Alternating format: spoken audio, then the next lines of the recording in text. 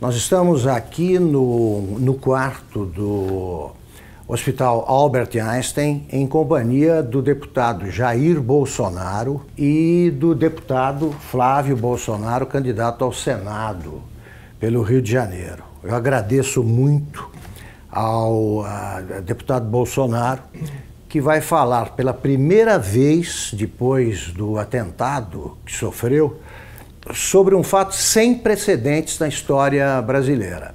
Um candidato com grandes chances de vencer a eleição foi esfaqueado durante uma manifestação popular a seu favor. Então eu queria perguntar o seguinte, deputado: um episódio desse tipo, de tal forma dramático, muda a cabeça de qualquer pessoa exposta a esse tipo de violência.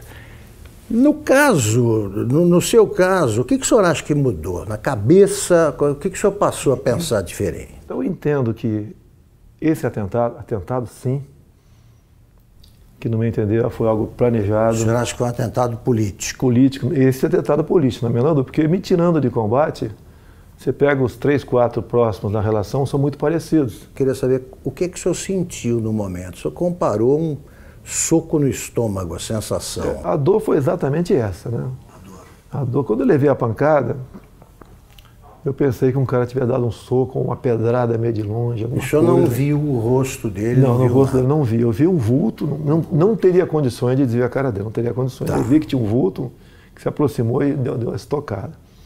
E quando eu caí, eu falava para o segurança, né?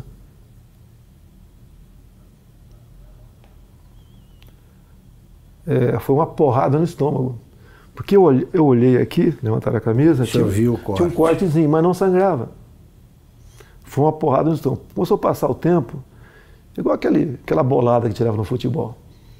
E a dor não passava. E eles já estavam, os seguranças foram excepcionais, né? Os colegas meus da Polícia Militar, da Polícia Federal, tinha mais gente de outros órgãos, com toda certeza. Me levaram rapidamente para o hospital. Bem, o que eu fiquei sabendo lá no hospital? Na Santa Casa de Juiz de Fora. Aconteceu vários milagres, né? Primeiro, o cara deu uma facada e rodou. Ele rodou para matar mesmo, o cara sabia o que estava fazendo. Daí já vem esse papinho que ele já foi açougueiro. Açougueiro, ajuda de pedreiro, já começa essas conversinhas todas aí. Tá? E por questão de milímetros não atingiu veias aqui que não teria como eu resistir. Foram em 3 lugares no intestino fino e um no grosso, onde espalhou fezes por aqui tudo. Me levaram para o hospital. Eu ainda não sabia o que tinha acontecido, né? Bem, resumindo, foi drenado mais de 2 litros de sangue, 35 pontos, levei aqui, abriram tudo, botaram tudo para fora. Me disseram que eu acordei 2 vezes durante a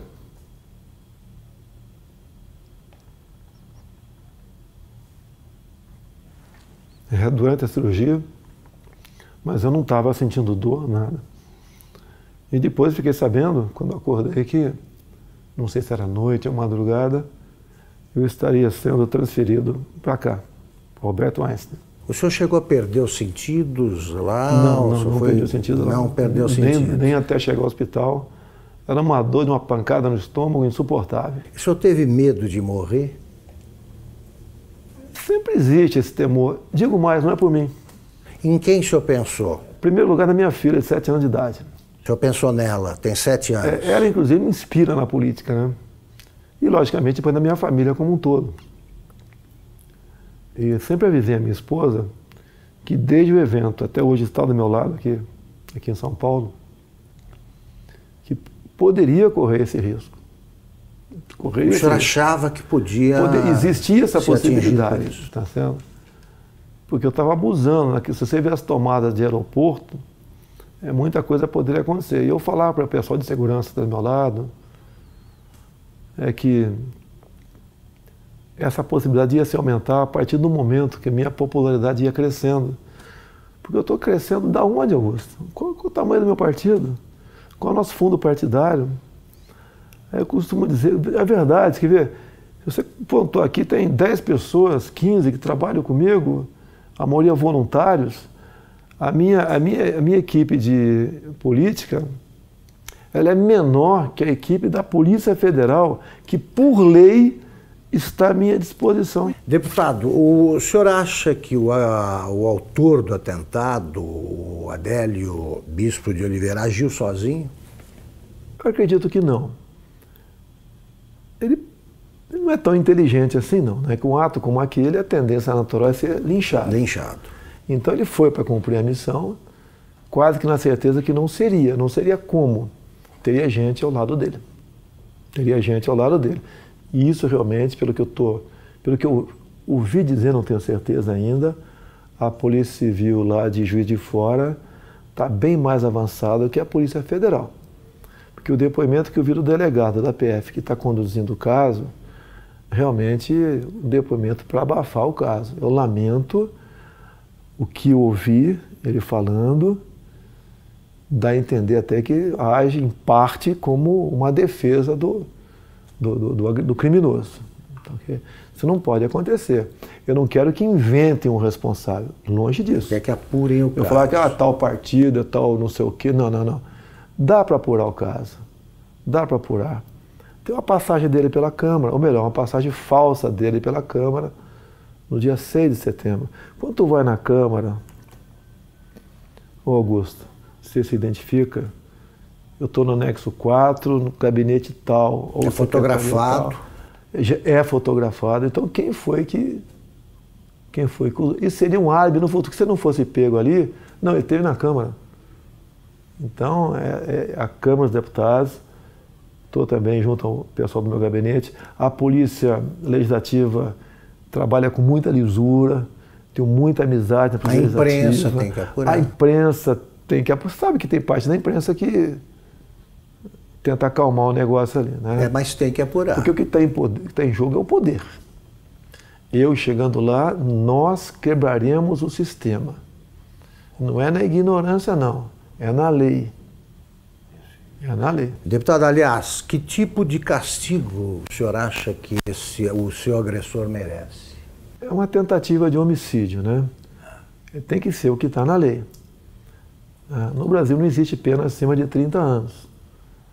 Agora, eu costumo dizer muitas vezes, tentativa de homicídio, ou seja, eu estou vivo por milagre. Por que a pena dele tem que ser abaixo de um homicídio em si? Vamos mudar isso no futuro, se Deus quiser, caso seja presidente. E mais ainda, acabarmos com progressão de pena. E não ficar dando ouvido a entidades de direitos humanos que o presidiário vive em más condições. Quem estaria em péssimas condições de dia seria minha família se eu tivesse morrido. O senhor acha, para evocar argumentos invocados por adversários, que essa pregação do senhor contribuiu para a radicalização que teria levado a esse tipo de ato, de atentado? Como é que o senhor vê esse argumento? Exatamente o contrário. Eu sou vítima daquilo que eu combato. Eu costumo dizer nas minhas máximas, né? Eu prefiro a cadeia cheia de vagabundo do que o cemitério cheio de inocente. Eu tenho projetos em Brasília, muitos deles inspirados na legislação de alguns estados norte-americanos, como, por exemplo, a lei dos 3 crimes. Lá, Augusto, se o elemento comete 3 crimes, não interessa quais sejam, tem estados que você começa com 25 anos, inafiançado, não, sem progressão. Eu copiei esse projeto e botei 10 anos, vou lutar para que seja aprovado. Não tem cabimento. Você pega um elemento, às vezes, cometer um crime bárbaro aí você vai na ficha criminal dele, tem 50 passagens pela polícia. O cara cometeu 3 crimes, 10 anos sem progressão. Saiu, fez de novo, passa para 20. O ser humano só respeita o que ele teme. Se cometer crime, a punição é quase inexistente, há um estímulo para você ser criminoso. Um exemplo que tenho falado muito é de uma deputada federal, uma japonesinha aqui de São Paulo. Ela teve uns 15 anos atrás, o filho de 8 anos sequestrado e executado em cativeiro. Já imaginou alguém matando uma criança de 8 anos de idade em cativeiro? Você é pai, você é mãe, imagine uma situação dessa. O elemento foi pego logo depois. era um ex-funcionário dela.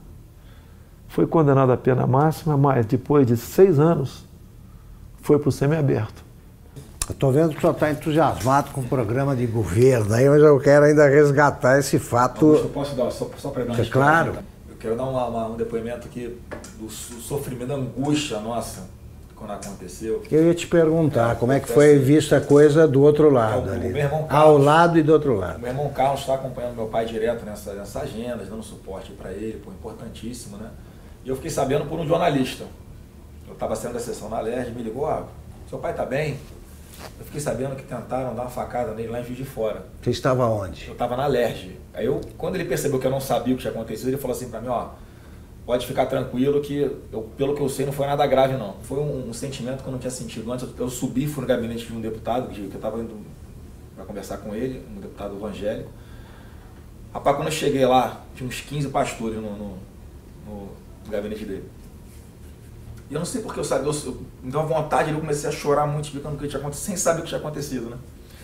E aí, você não sabia? Não sabia, mas eu chorava com medo do que pudesse acontecer, mas tinha certeza que não ia acontecer o pior. Pressentiu? Tinha certeza que não ia acontecer o pior. Mas pressentiu que podia ser fiz aquela oração, todo mundo ali, pela saúde dele. Eu entrei no carro, foram as horas mais longas da minha vida no trânsito, que era a véspera de feriado. E aí eu sabia assim, meu irmão tá lá com ele, tá bem cuidado, tá num bom hospital.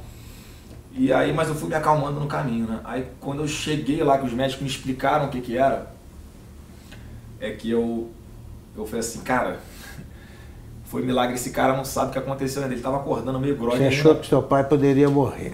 Eu em momento algum achei que ele fosse morrer, em momento algum. Eu tinha uma paz dentro de mim que isso não ia acontecer. Mas quando eu vi o que tinha acontecido, a gravidade, o que os médicos me contaram, meu irmão me deu uma noção do que tinha acontecido também. E aí olha só o que esse cara me falou. Ele chamou perto, ele não tinha muita força para falar na hora. E aí ele me chamou pertinho da boca dele assim, né? Encostei o ouvido nele. Não foi com essas palavras, foi assim, se deram mal, tô vivo. O cara no momento desse não tá pensando na saúde dele, tá pensando no todo, no que ele representa. Então, eu tenho cada vez mais orgulho dele. Muito. E agora tá aliviado.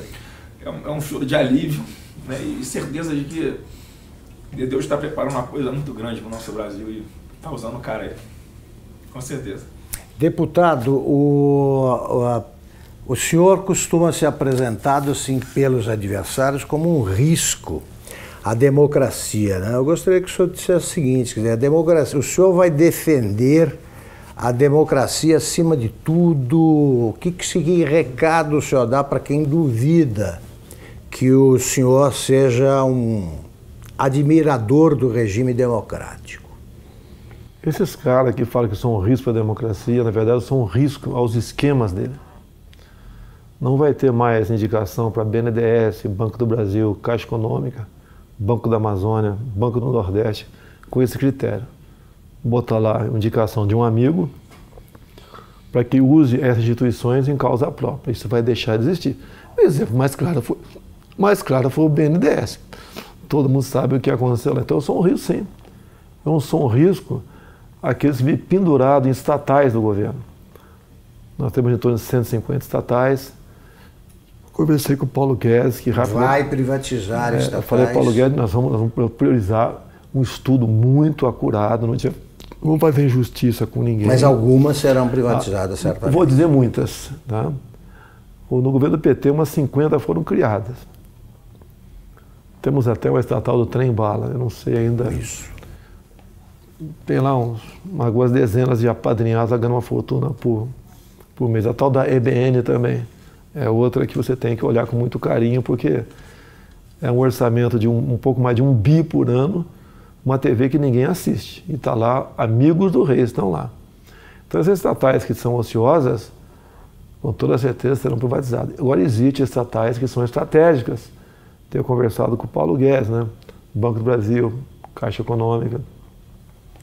Para mim são estratégicas. Então isso daí estão fora de cogitação. E mesmo assim, temos outras, você tem que ver o critério, o modelo para privatizá-la. Não é jogar para cima quem pegar pegou. Tem que examinar. E uma grande preocupação que nós temos. Nós não podemos ser inquilinos de nós mesmos aqui no Brasil. Tem um país aí fora, China, que nós queremos manter relações comerciais com eles, sim, até há interesse por parte deles, mas não podemos permitir que a China ou qualquer outro país, em vez de comprar no Brasil, venha comprar o Brasil. Perfeito. Deputado, a ex-senadora Marina Silva diz o seguinte, que a prova de que as ideias do deputado Jair Bolsonaro não funcionam, sabe que a prova disso foi o próprio atentado, porque tanta gente protegendo não conseguiu impedir que o ataque acontecesse. A Polícia Federal falhou? O senhor notou falhas no esquema de segurança? O ambiente não tem como você ter um sistema de segurança perfeito. É um tumulto ali, né? Eu vejo pela televisão. E eu sempre falava com eles da possibilidade, né, crescente disso acontecer, tendo em vista o nosso crescimento junto à opinião pública. Então eu não culpo a Polícia Federal, não. Eles até ajudaram muito com os policiais militares do Rio que estavam comigo lá. Isso vai evitar, evidentemente, esse tipo de manifestação. Não, eu até as eleições, eu estou em alta até o dia 31. Sim. E a recomendação, eu não posso sair de casa. Se eu levar um esbarrão na rua com a situação que eu estou aqui, pode botar tudo a perder. Então eu não posso ir para a rua, realmente. Eu peço a compreensão dos amigos.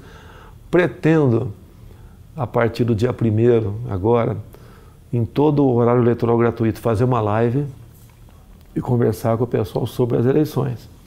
A última que fizemos, chegou live, né, ao vivo, está 275 mil pessoas presentes.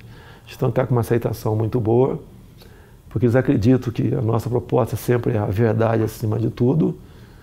E o Brasil também, né, como o nosso alvo principal, ninguém entende como um país que tem tudo como esse, ser o que é. Se você vê, você olha para o Japão, Coreia do Sul, para Israel, olha o que eles não têm, olha o que eles são. Olha para cá o que nós temos, o que nós não somos. Agora, a solução disso passa pela não aceitação da indicação política.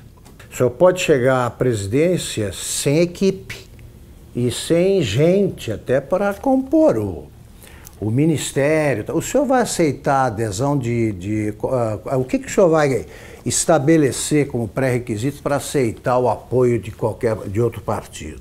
O senhor aceitaria do Centrão, por exemplo? Não vai existir isso aí, Augusto. Não vou dizer que tem bons parlamentares em vários partidos e tem gente honesta dentro da Câmara também, tá? Mas não será esse o critério, é a competência. Eu quero, por exemplo, um ministro da Ciência e Tecnologia voltado para a pesquisa, para a inovação. O senhor não sabe quem é? Ainda tem um nome de longe, né, que a gente pensa nele, não sei se seria o mais adequado ou não, tá certo? Mas é um pouco inexperiente ainda, o nosso querido coronel da Aeronáutica, Marcos Pontes, o astronauta. Sim. Poderia ser uma pessoa para lá ou para compor o ministério, ou para compor. Então o ministério é importantíssimo. O que faz o jovem sair do Brasil? Falta de oportunidade aqui. Então você não pode ter uma pessoa nesse ministério. O senhor vai nomear por critérios, pelo critério da competência, é isso? Olha só, quando eu juntei 120 parlamentares, vai aumentar esse número, que o meu partido eu acho que vai fazer uns 30 deputados. Estou acreditando, um número modesto. Eu acho que vou ter o apoio de quem vota em mim, votar nos candidatos a federal, a senador, a estadual do meu partido. Eu acho que isso vai acontecer bastante. Até eu vou pedir para não votar no 17, votar no candidato, que tem uma cláusula de barreira aí. São Paulo, por exemplo. Não adianta o meu filho Eduardo, que deve ter 1 milhão de votos, junto com o voto de legenda, poder fazer 8 deputados federais. Esse federal tem que ter 30 mil votos, senão não tomam posse. Então ele tem que votar no candidato, e não no 17. Eu posso não ser o ideal, nem teremos nunca um ideal. Mas eu acho que o remédio para o momento, tendo em vista aos demais candidatos que estão aí, seria eu, não teria outro remédio no momento. Para a gente buscar o ponto de inflexão e fazer uma política de verdade no Brasil. E essa maneira de não aceitar indicações políticas, como tenho conversado com parlamentares, é uma maneira de resgatar, buscar o resgate da credibilidade do deputado. O senhor não vai aceitar. Não tem como aceitar. Você pode ver. O Onyx Lorenzoni, por exemplo, no meu entender, seria um excelente chefe da Casa Civil, mas não é indicação partidária, mérito dele. Ele vestiu essa camisa comigo, tá ok? Ele também passou por um momento difícil a vida dele, não questão de saúde, né? Então é uma pessoa que é adequada para estar lá. Não é que a gente vai dar as costas para o parlamento, não quero papo com ninguém, não, nós queremos atender o parlamentar. Uma das coisas que o parlamentar sempre reclama em Brasília, o orçamento para as emendas individuais, ele é impositivo. Vai ter que sair, Augusto. Antigamente, ele não era impositivo, né? Era autorizativo. Daí o governo chantageava. Queria aprovar algo salgado, chamava a bancada que interessava e liberava recursos. A imprensa divulgava aquilo com o maior estardalhaço e com razão. Quando aparece alguém que fala que quer acabar com isso, a grande mídia não dá bola para isso aí. Então o que os parlamentares querem? Vão ter suas emendas liberadas o mais rápido possível, porque ou muda a lei ou eu libero. A liberação, então, não vou querer chantagear parlamentar para nada. Perfeito. Deputado, vamos encerrar a entrevista até por cuidados médicos. A senhora ainda está convalescendo, está em boa forma, mas convalescendo. Eu queria terminar perguntando o seguinte,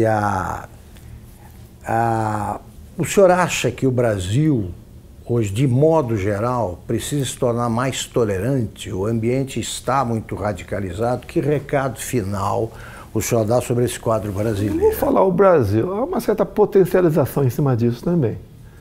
É a pregação da luta de classe imposta pelo PT. Agora, logicamente, isso vai da educação do povo, né? A nossa educação leva para, quanto melhor for, leva para o fim da intolerância. Fim da intolerância. Isso é natural.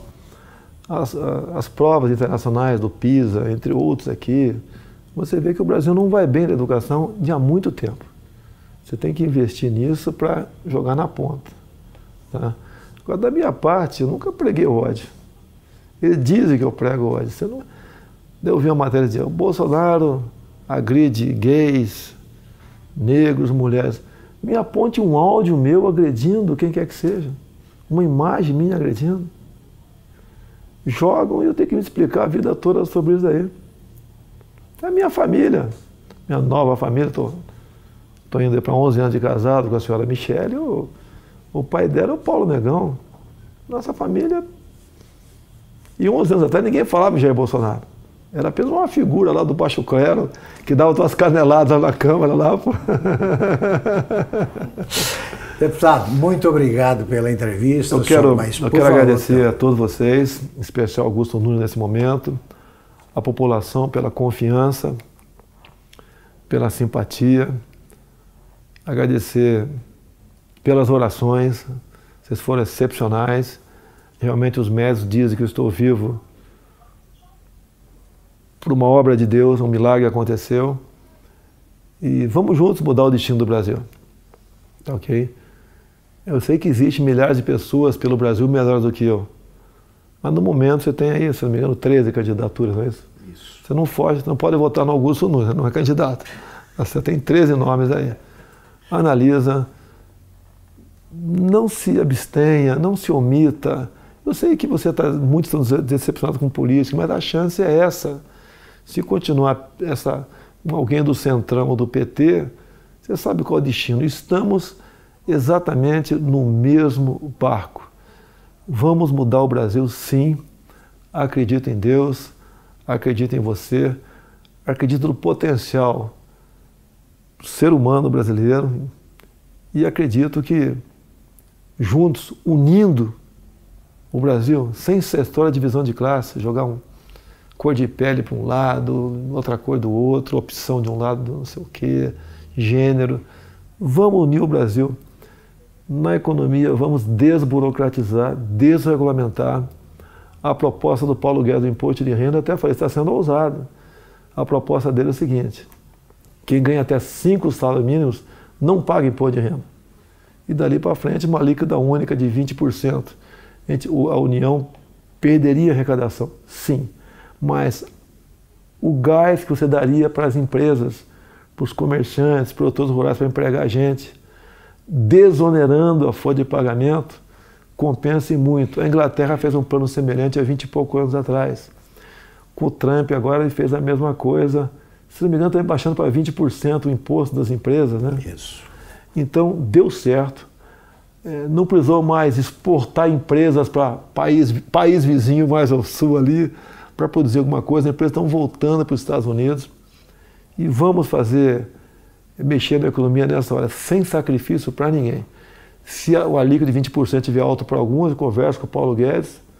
O Paulo, em vez de ser acima de 5, 20, até 10, 15, dali para frente, resolve essa parada aqui. Eu só falei uma coisa, Paulo, no final eu quero uma coisa, que a União arrecade menos. Muito bem, muito obrigado, deputado. Obrigado, deputado Flávio.